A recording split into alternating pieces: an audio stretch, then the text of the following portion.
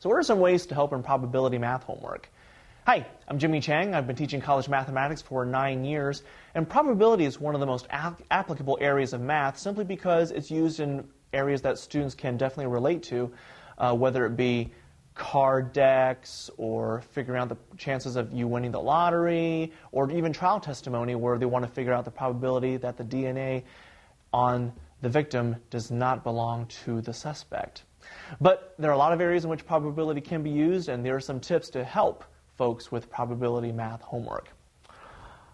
One thing you definitely want to stay on top of is definitions. Probability has many, many definitions, whether it be counting definitions, permutations, combinations, mutually exclusive events, independent events, etc.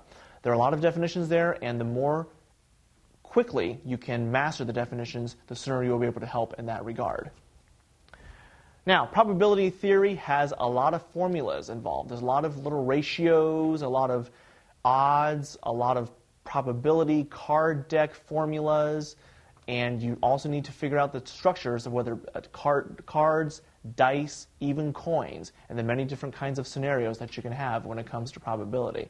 So definitely master those. Not only are you supposed to figure out the probability of something happening, you also need to figure out the probability of events not happening. So the positive probability and the negative event probabilities are very important in this field.